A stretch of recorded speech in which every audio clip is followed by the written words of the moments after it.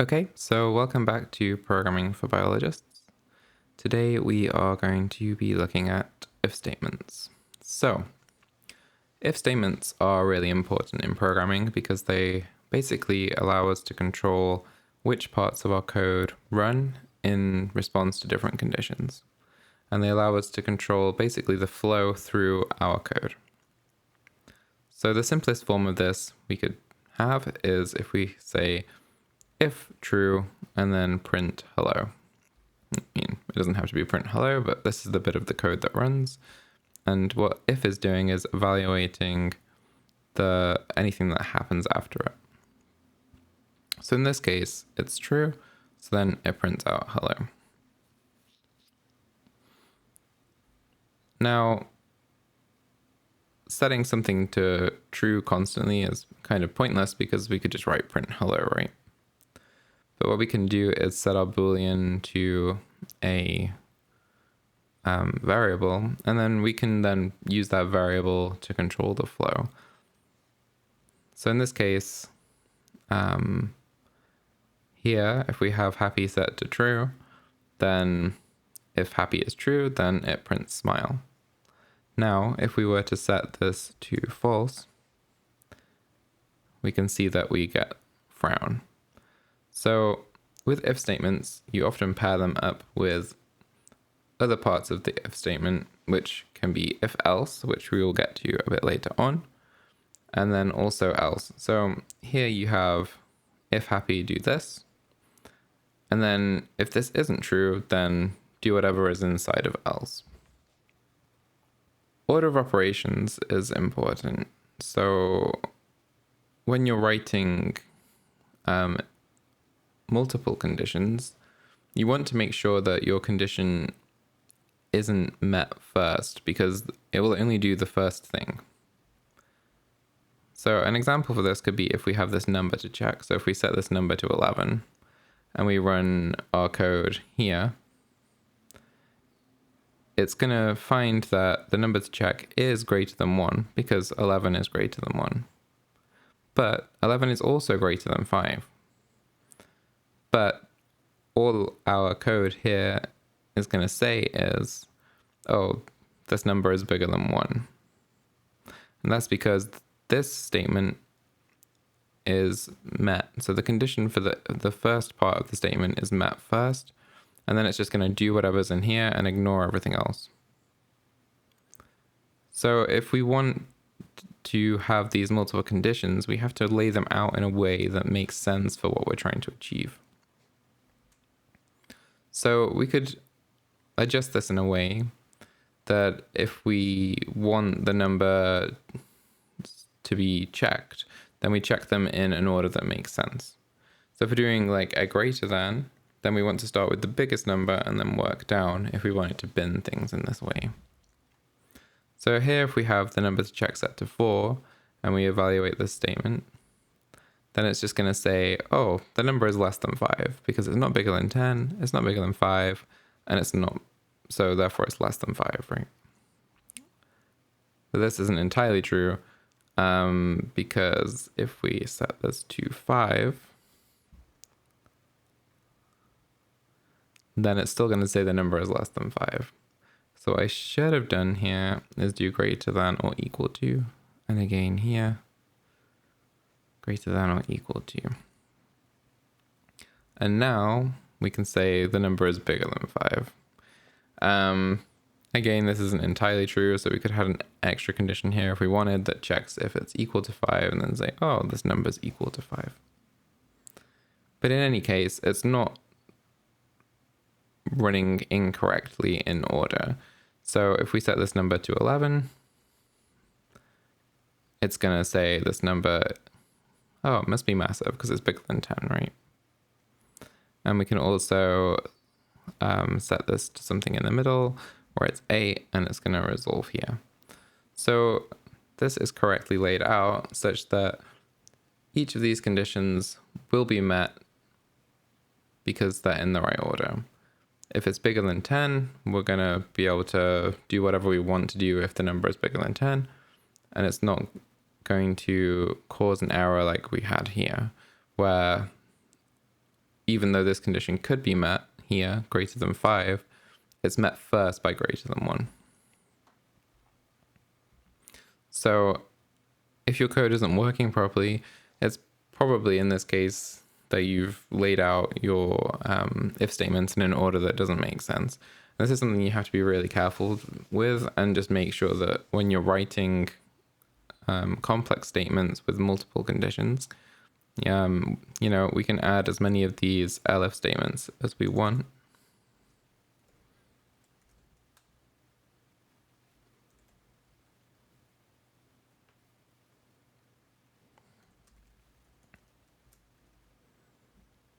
So if we set this to the number is equal to 5 and then run this again, this isn't working properly because it's saying, oh, the number is bigger than 5. And that's because it's hit this statement first.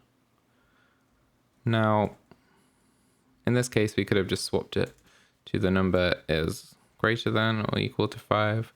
But if we just change the order, then it's going to hit this statement before it hits this one.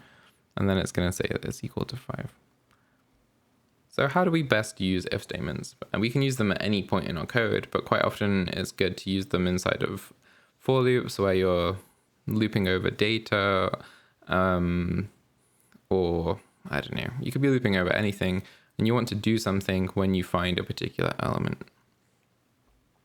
So if we remember, we can just write our for loops like this, and this for loop is just going to print out every single number in our list 1. But maybe we only want to print numbers that are above a certain value. So in this case, we can set a cutoff value and assign it to a variable. So we set this at 10. And we can say inside our for loop, every time we loop over a number, is this number greater than our cutoff value that we've set? And then we can get it to print that number.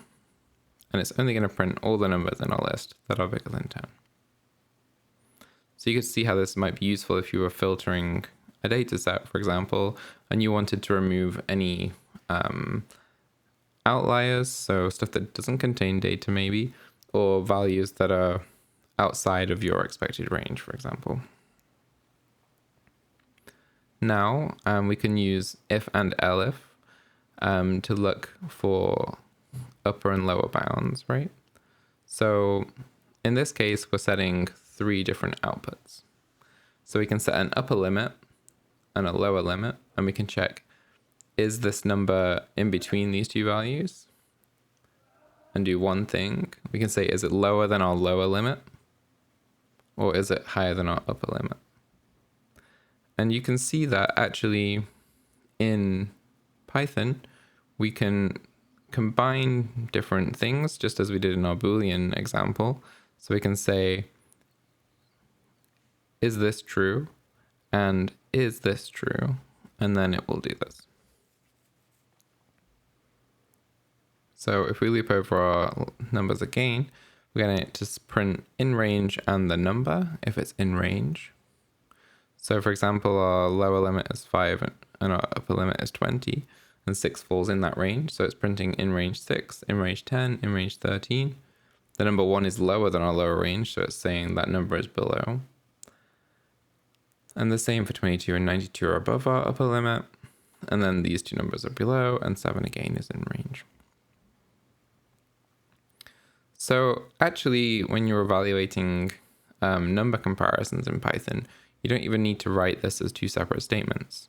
So in Python, when we're looking at these things, we can say, is the value between our 2 values without even having to write this AND statement. We can basically just say, lower less than number, number less than upper. And this will evaluate in exactly the same way, but we can avoid writing out this AND as long as we write this in the right order. Now, as I said, we can quite often use if statements to control flow, and combining these with loops can be very powerful. So we have certain statements that we can use to control flow inside of loops. So flow controllers are little bits of code that allow us to control how for loops run. And if you pair these with if statements, it can be very powerful because it gives you much finer control over which sections of code you want to run and how you want the for loops to behave. So 2 examples of this are break and continue, but we also saw pass as well, which just continues on without raising an arrow. Now continue sends you back to the beginning of a loop. So what we have here is a loop from 0 to 10. So normally in each loop, x is going to be a value between 0 and 10 in order. And what we can do here is say, if x is not equal to 6, then continue. Just go around the loop. And it's not going to run any of this print statement or anything below because it's going to go back to the beginning of the loop from this position. So if x is not equal to 6, it will continue. Therefore, if x is equal to 6, then it will print 6, which is exactly what it does. And we could set this to any value, so 8, and then it will print 8. Break, on the other hand, does something completely different. Break exits the loop at that position. So again, we have this loop from 0 to 10. And what's going to happen is, as soon as x is equal to 6, we're going to hit break. So we'll never print any values that are above the value that we set as x. And you can see that because it breaks when x is equal to 6, we don't actually print 6 because we don't get to the print statement. So I think we've covered quite a few things here. So I'm going to leave this if session there. We will be using if statements a lot as we move forwards, but I think it's good to keep these sessions quite short so that we can get through more topics and hopefully make the sort of videos easier to follow if we keep them into these nice short sections. Okay, so thank you for watching, and I will see you in the next session where we will be looking at functions.